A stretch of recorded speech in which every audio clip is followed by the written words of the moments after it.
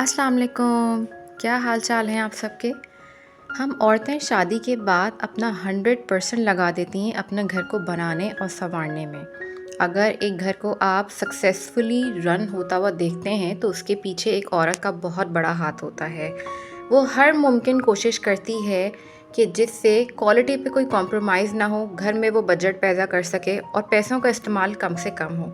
तो चलें आएँ आज की वीडियो को मेरे साथ स्टार्ट करें और एंड तक देखना ना भूलिएगा, क्योंकि आज मैं आपके साथ बहुत ही प्यारी प्यारी खूबसूरत होम मेकिंग टिप्स शेयर करने वाली हूँ। बिस्मिल्लाहिर्रहमानिर्रहीम। Tip number 1। हम औरतें ना घर में रह रहकर बहुत ज़्यादा सोचने की वजह से ना परेशान हो जाती हैं, और फिर एक वक्त आता है कि हम अपने दिमाग के बहुत ज़्यादा सोचने की वजह से ना चिढ़ने लगती हैं, उकताने लगती हैं। हाल में रहना बहुत अच्छी बात है, अपने प्रेजेंट को एंजॉय करना बहुत अच्छी बात है, लेकिन मैं कहती हूँ कि अपने फ्यूचर की प्लानिंग करने में भी कोई बुराई नहीं। अगर अल्लाह पाक ने आपको दिमाग दिया है तो उसका सही तरीके से इस्तेमाल भी करें। फ्यूचर की प्लानिंग से मुराद मेरा ये है कि मिसाल के तौर पे आप थोड़ी बहुत कल की परसों की प्लानिंग कर सकती हैं। अगर आपको पता हो आपको कहीं जाना है या आपने कोई स्पेशल कुक करना है।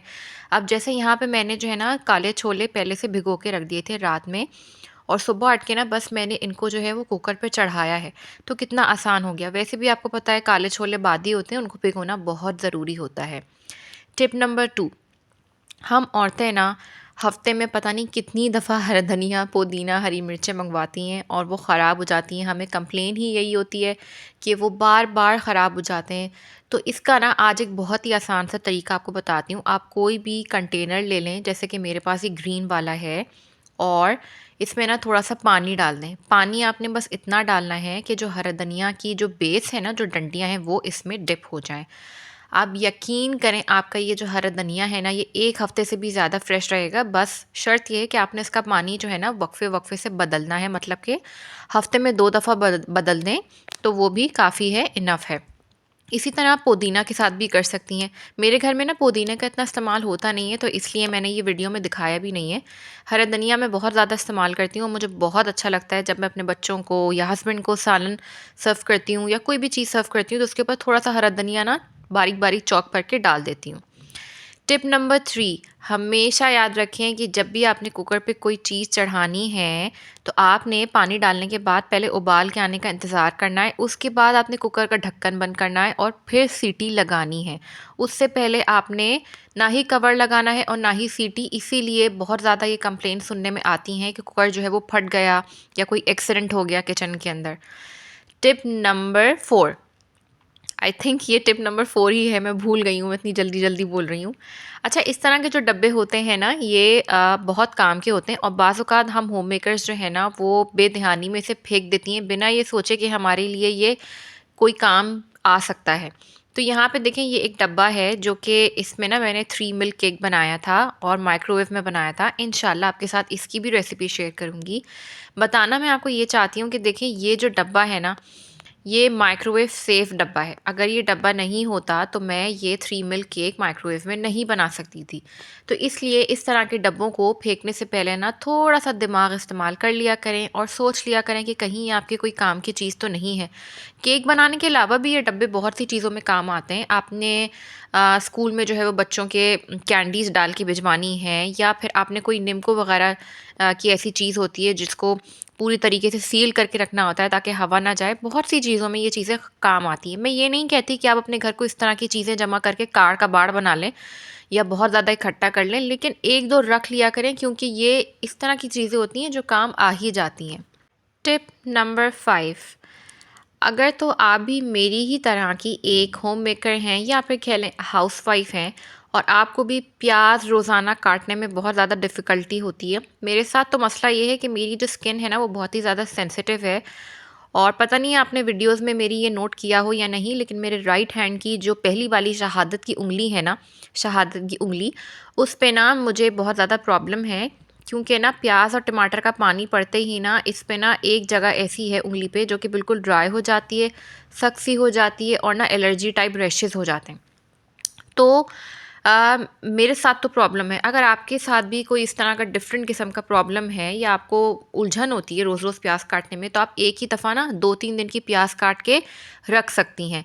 अब सवाल ये आता है कि आप लोग पूछेंगे कि प्याज अगर हम इस तरह से रख देंगे तो बदबू नहीं आ जाएगी, ख़राब नहीं हो जाएगी? और बहुत से लोग तो ये भी कहते हैं कि प्याज अगर फ्रिज में रख दो, तो अगर उसको फ़ौरी इस्तेमाल ना करो तो उसमें ज़हर पैदा हो जाता है। ऐसा कुछ भी नहीं होता। ये अल्लाह ताला की बनाई हुई चीज़ें हैं और इन चीज़ों से बाहर आ जाएँ। ये मैं अपने एक्सपीरियंस की बिना पे आपको कह रही हूँ। अब यहाँ पे देखें, मैंने अपनी 2 दिन की जो प्याज़ है ना वो काट के रख ली है। हरा धनिया और हरी मिर्ची भी साथ ही चॉप कर ली हैं और इसको मैं एयर टाइट बॉक्स में बंद करके रख दूँगी। कुछ भी नहीं होता। ये मैं अपने एक्सपीरियंस के मुताबिक आपको बता रही हूँ। आप भी खुद करके देख सकते हैं। ना ही प्याज़ में से बदबू आती है, ना ही आपका सालन ख़राब बनता है। कुछ भी नहीं होता। उल्टा आपको जो है ना एक बहुत अच्छी सी सहूलत हो जाती है और आसानी भी हो जाती है। इसी तरीके से टिप नंबर 6 जो कि बहुत ज़्यादा इम्पॉर्टेंट है कि रोज़-रोज़ ना बहुत उलझन होती है, प्याज़ काटना, टमाटर काटना, क्योंकि ज़ाहिर-सी बात है खाना पकाना तो रोज़मर्रा का काम है और आपने रोज़ ही खाना बनाना है, तो रोज़-रोज़ वही प्याज़ काटो, टमाटर काटो। तो इसीलिए इसका एक आसान तरीका ये है कि आप इकट्ठा बहुत सारे टमाटरों को पहले अच्छे तरीके से धो लें और उनको ड्राई कर लें। मेरे पास यहाँ पे टाइम नहीं था, काफ़ी कम टाइम रह गया था, तो मैंने इनको ड्राई तो नहीं किया, लेकिन जो ऊपर-ऊपर से ख़राब थे ना टमाटर, उनको मैंने काट के मोटा-मोटा मैंने इनको कट कर लिया। मोटा-मोटा कट करके ना आप इनको डाल दें एक जग में और जग में डाल के ना इनको ब्लेंड कर लें। अगर तो पानी की ज़रूरत हो तो थोड़ा-सा पानी डाल दें, लेकिन वैसे कोशिश करें कि पानी ना डालें। ये जो टमाटर है ना तकरीबन आधा किलो से ऊपर के ही थे और इनको मैंने कट करके अपने जग में डाल दिया और उसके बाद ना मैंने इनको ना अच्छे तरीके से ब्लेंड कर लिया था।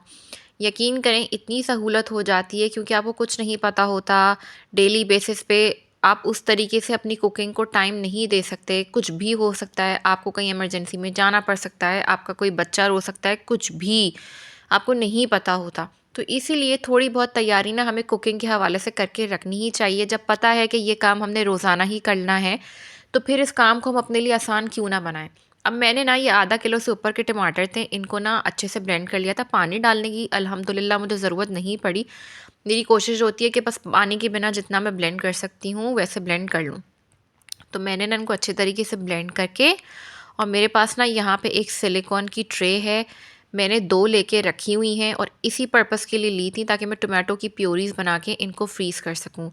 तो मैंने ना इनको अपने घर के अकॉर्डिंगली, हम 4 फ़र्द हैं हमारे घर के, मेरे 2 बेटे, मैं और मेरा हस्बैंड।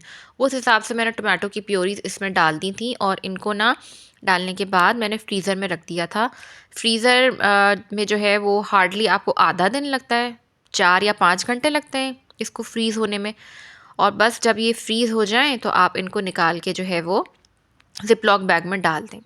टिप नंबर 7, अगर आप भी मेरी तरह एक डाइट कॉन्शियस या फिर वेट कॉन्शियस हाउसवाइफ हैं या फिर कह लें होम मेकर हैं, मैं ये तो नहीं कहूँगी अपने मुताल्लिक़ कि मैं बहुत ज़्यादा कोई डाइट कॉन्शियस हूँ या वेट कॉन्शियस हूँ, लेकिन मेरा ये होता है कि मैं हेल्दी खाना खाऊँ। तो उसके लिए ना मैं आपको बहुत अच्छी सी टिप बता रही हूँ कि हम होम मेकर्स के पास being a mother, being a housewife, इतना टाइम नहीं होता कि हम अपने खुद के लिए भी टाइम निकाल सकें। ये एक हकीकत है, तल्ख़ हकीकत है, लेकिन शादी के बाद हर औरत को इसे एक्सेप्ट करना ही होता है। तो मैंने क्या किया कि यहाँ पे ना दोपहर में मैं लंच स्किप करती हूँ, तो मेरा ये होता है कि मैं कोई अच्छी सी चीज़ लूँ, कोई हेल्दी ताकतवर जिसमें मेरे अंदर तवानाई रहे ताकि मैं घर के कामों को भी कर सकूँ और मुझे कमज़ोरी महसूस ना हो। तो उसके लिए मैंने काले छोले यहाँ पे बना के रख लिए थे और काले छोले ना मैंने ज़्यादा बनाए थे।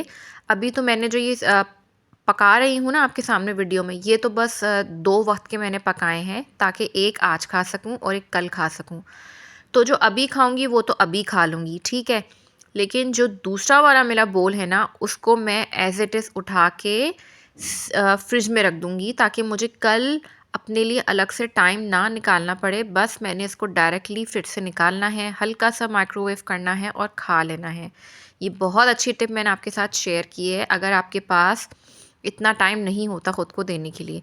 ये 2 बोल मेरे एक रेडी हो गए हैं, इसमें से एक मैं खा लूँगी और एक मैं फ्रिज में रख दूँगी और फ्रिज में भी रखने का एक तरीका है, ऐसे ही मैं फ्रिज में इसको नहीं रखूँगी। सो यहाँ पे स्टार्ट होती है हमारी टिप नंबर 8। टिप नंबर 8 ये है कि फ्रिज में जब भी आप कोई चीज़ रखें तो उसको डायरेक्टली ऐसे ही ना रख दिया करें, बल्कि कवर करके रखा करें। कवर करना इसलिए ज़रूरी है क्योंकि फ्रिज की रेज़ आपकी सेहत के लिए अच्छी नहीं होती, हम सबको पता है। तो आपने इसको कवर करके रखना है, क्लिंग फिल्म से रैप करके रख दें, या फिर अगर आपके पास एल्युमिनियम फॉयल है तो उससे इसको रैप करके रख दें। आपका जो फूड है उसकी फ्रेशनेस बरकरार रहती है और ना ही ख़राब होता है। अब देखिए, मैंने आपको बताया था ना कि मैंने छोले जो हैं वो ज़्यादा उबाल लिए थे, तो अब ना मैं इनको भी फ्रीज़ कैसे करूँगी, आप तरीका देख लें। Zip locks zip lock bags और एल्युमिनियम फॉयल और क्लिंग फ़िल्म का हर घर में होना बहुत लाज़िम है, मैं ये समझती हूँ। क्योंकि देखें, जो ज़िप लॉक बैग होते हैं, एक तो हमें इत्मीनान होता है, वो नीट एंड क्लीन होते हैं और प्लस बिल्कुल साफ़ होते हैं। तो आप ना उसमें कोई भी खाना, कुछ भी जो है वो हाइजीनिकली पैक करके इत्मीनान के साथ अपने फ्रिज या फ्रीज़र में रख सकते हैं। तो मैंने यहाँ पे एल्युमिनियम सॉरी जो ये फूड रैप का जो बैग है, इसमें मैंने काले छोले डाल के इसको जो है ना अच्छे से सील कर लिया था, और सील करने के बाद मैंने इसको फ्रीज़र में रख दिया था। और अब जब मुझे ज़रूरत होगी तो मैं इसको निकाल लूँगी। ये भी जो छोले हैं ना मेरे ज़िप लॉक बैग के अंदर, ये भी तकरीबन 2 वक़्त के हैं। तो इस तरीके से ना हम होम मेकर्स, हम हाउसवाइफ्स अपना थोड़ा-सा माइंड इस्तेमाल करके अपने लिए फ्यूचर की चीज़ों को आसान बना सकती हैं।